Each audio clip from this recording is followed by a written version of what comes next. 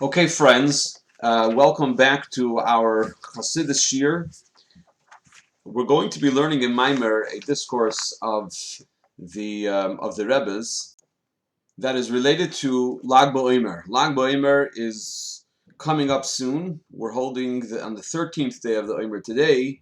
Tonight we count the 14th, and Lag BaOmer, the 33rd day of the Omer, is just a couple weeks away. So in preparation for this very special day, we're going to be learning this mimer. Now, just as a brief note before we begin, we know that Lag BaOmer is the day that Rabbi Shimon Bar Yochai, the great Tana and sage of the Mishnaic era, passed away on Lag BaOmer on the 33rd day of the Omer. And it was on this day specifically that we're taught unique, novel, and profound mystical insights were communicated through Rabbi Shimon Bar Yochai specifically on this day, shortly before his passing. And so, it is a very special day in the Jewish calendar in general, and especially in the Hasidic calendar, where it's known to be the day which is like the Matan Torah, the day when the Torah was given. Which Torah, meaning the inner dimension of the Torah, was conveyed to mankind. First, it was given to Rabbi Shimon Bar Yochai, the author of the Zohar, and of course there were Kabbalistic works that were present before, but certainly not in the same scope, and certainly not containing the profundity that Rabbi Shimon Bar Yochai communicated through the Zohar, and especially through the teachings of his last days. The day that Rabbi Shimon Bar Yochai passes away is the Lag BaOmer, Lamed Gimel, the day of the 33. And the word Lamed Gimel also spell the word Gal. Gal also could mean a mound. And the Rebbe Maharash, the fourth Lubavitcher Rebbe, in one of his discourses, finds allusion to the day of Lag BaOmer in the pasuk that David HaMelech says in, I believe it's chapter 119 in Tehillim, where David HaMelech says, Gal einai va'abito niflois m'teirosecha, that he's requesting of Hashem to peel away the coverings from his eyes so that he may be able to behold niflois, awesome and great wonders, profound concepts and insight in the Torah. So here again, the pasuk uses the word Gal, and here it has a slightly different meaning, or a different meaning altogether than the previous verse that we cited earlier. The Gal means a mound, as we're going to see in the Maimer. This pasuk seems to be telling us that Gal means to uncover, so to remove a barrier. So this is the question: how do the two jive together? Is it Gal as a mound, as a barrier, or is Gal as an uncovering of something, and thereby allowing the student or the receiver to be able to understand great insight and deeper insight, etc. So let's begin with the Maimer, which is going to be posted on the WhatsApp group. It's going to be on page 113. It's right here at the beginning of the Maimer. We're just posting this individual Maimer so that people can benefit from our Chassidus Shir even while we're not learning in the shul out of Svarim. So here's the pasuk: Gal einai va'abito niflois m'teirosecha, open my eyes and I will gaze at wonders from your Torah. Because of Admor Maharash, the Rebbe Maharash writes in his Maimer, the Ma'amor al pasuk zeh, that focuses on this verse, the Alpi Masha Kosov, Besidur Shar Halag BaOmer, that based on what is stated in the Alter Rebbe Siddur in the Ach Shar Halag BaOmer, Sharem is Bateira Lag BaOmer with pasuk Adagal has Idagal Zeh, that the allusion to the Lag BaOmer in the Torah is in the verse. This mound is witness. For the word Gal, mound, transposes the letters Lag, Lamed Gimel, Lag. Gam haposel Gal einai yizbar Lag BaOmer. The verse "Open my eyes" can also be explained as referring to Lag BaOmer, for it also uses the word Gal. So here we have two psukim in the Torah that use the word Gal, and it would seem we could make the case that these are two allusions to the day of Lag BaOmer, the 33rd day of the year. So now says the Rebbe, Al Pi Yadua, based on the well-known concept that all the Inyanim Shebetera Shakola and Inyanim Shebetera Heim Betachas Adiuk, that all the teachings of Torah are meticulously precise. Yesh Leimar, so it's possible to say Dezeh Shoin in the Lag Ba'omer Shebapasuk Al Leinai. It's possible to say that the fact that the allusion to Lag Ba'omer in the verse "Open my eyes" is derived from the allusion to Lag Ba'omer in the verse "This mound is witness." Teaches that to reach the revelation of godliness alluded to by the verse "Open my eyes," it is necessary that as a preface there take place the process of separation alluded to by the mound as witness. In other words, going back to the introduction, where we reference two different verses. One verse seems to imply that the word gal, which is transposes as lag, an allusion to Lag Ba'omer. Gal is a mound, meaning a separation, a barrier. And then gal means to remove a barrier and to unpeel the coverings and unpeel the concealment. Which one is it? So apparently, the way the Rebbe explains it here, in order to experience the gal einai, Hashem removing the concealment from our eyes so that we can appreciate a deeper layer of Torah, we first need to have a level of separation. That is the first sif of this mimer. So now in section 2, the Rebbe continues, Vihine hashayches the pasuk Lag Ba'omer Yomai Istalkus the Rebbe Shimon ben Yochai b'Pashtusu. On an obvious level, the connection of the verse "Open my eyes" to Lag Ba'omer, the day of Rabbi Shimon bar Yochai's passing, is what? What's the connection between the pasuk of "Open my eyes" and Lag Ba'omer? That Rabbi Shimon bar Yochai's mission and purpose was the Pnimiyus Ha-Torah, that he would reveal Pnimiyus Ha-Torah, he would reveal the inner dimension of the Torah. That was his mission and purpose in life. As is explained in several sources, the revelation of the revealed Torah, the dimension of the Torah that focuses on Jewish law and practice, was brought about by our teacher Moshe, the Pnimiyus Ha-Torah, and the revelation of Pnimiyus Ha-Torah, the inner mystic dimension of the Torah, was brought about by Rabbi Shimon bar Yochai.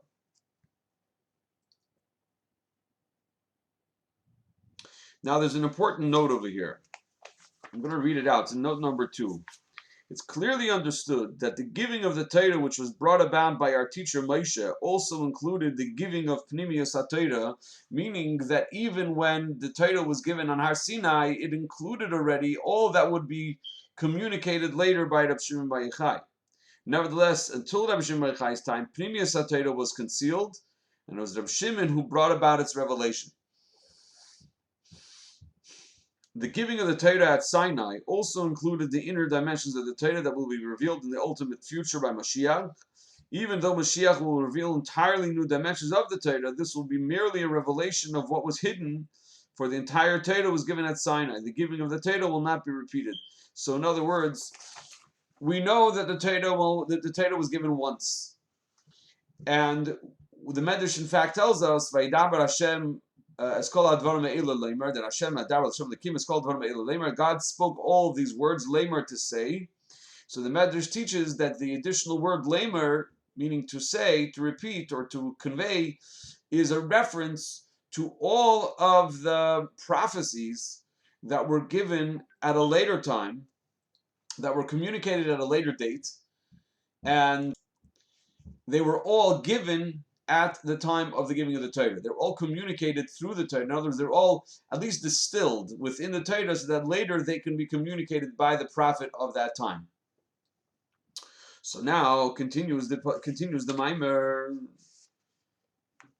The Ikar Hagiloi. So the same holds true with regard to the Zayar, with regard to the mystical dimensions of the Torah. They too were also given at Matan Torah, just that Rabbi Shimon bar Yochai was the one who revealed them. Okay. Shimon's primary revelations were delivered on the day of his passing on Lag Ba'omer. As the Zayar states in Idrizuta, so that what? On the day of his passing, he revealed to his students holy words that he had not revealed throughout his life. We're on page 116. For the matters that Rabbi Shimon Bar Yochai revealed then, were of such a sublime nature that he was afraid to reveal them previously. For the revelation of spiritual truths before the world is prepared to accept them can lead to undesirable consequences. Moreover, this revelation was not merely an isolated event without a lasting effect. Rather, through the transcription of these holy words, which came about as a result of Reb Shimon's explicit instructions, they were revealed to an entire Jewish people for posterity. Moreover, they were revealed in a manner that enables the Jewish people to nurture themselves from them, meaning to bring them to a level of understanding, understanding and comprehension, so that these teachings would enrich their everyday experience.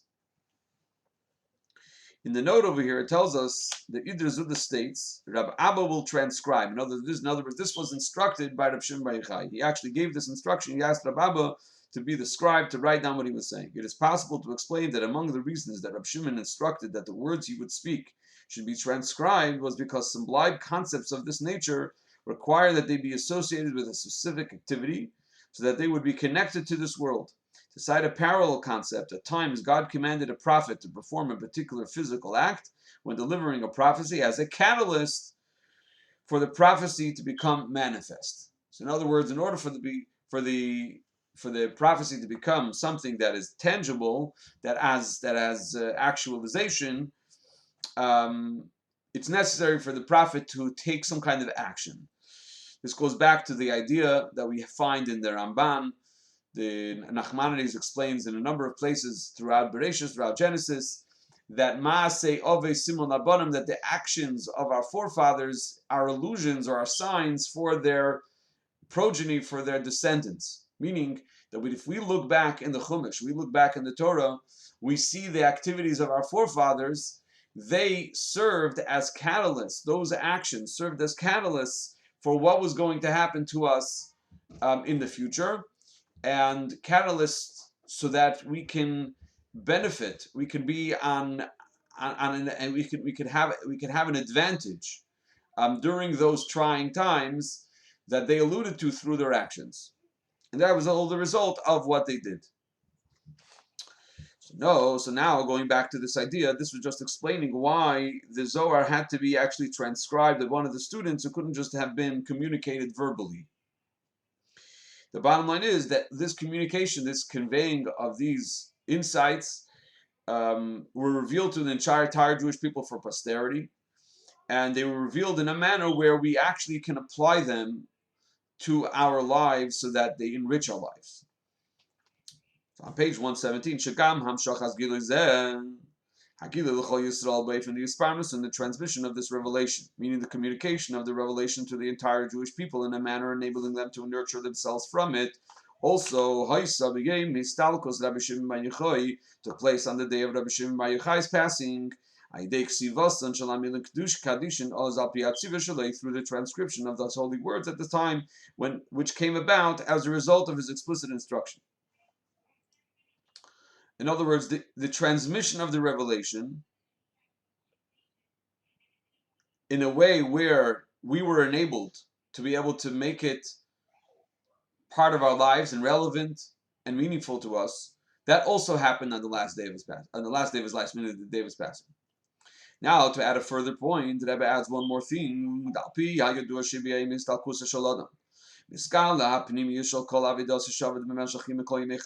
add a further point, based on the well-known concept that the inner dimension of all the divine service carried out by a person throughout his life is revealed on the day of his passing. It's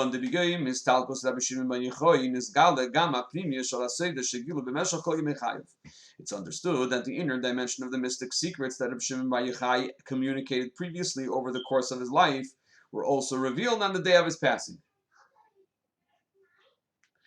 Every year on the day of Lag BaOmer,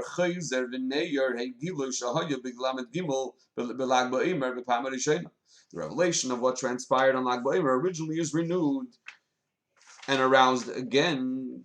Giloi Pnimiyus Ha-Torah, meaning on that day, and the revelation of Pnimiyus Ha-Torah, the teaching of Rabbi Shimon Bar Yochai, is renewed and invigorated.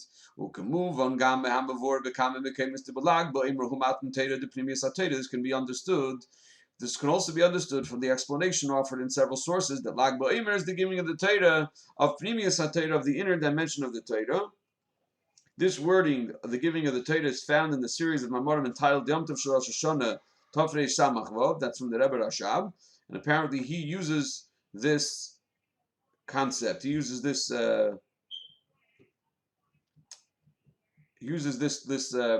this formulation to explain it.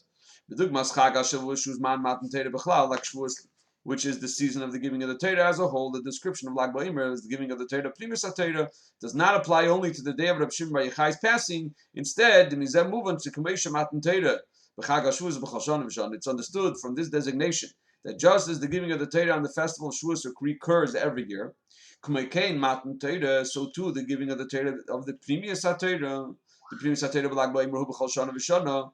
The Pnimiyus, the Matan Torah, Pnimiyus Ha-Torah, the Matan Torah, the giving of the Torah of the inner dimension of the Torah, the mystical dimension of the Torah, that takes place on Lag BaOmer every year. Continues the Rebbe on page 119, and concludes the chapter.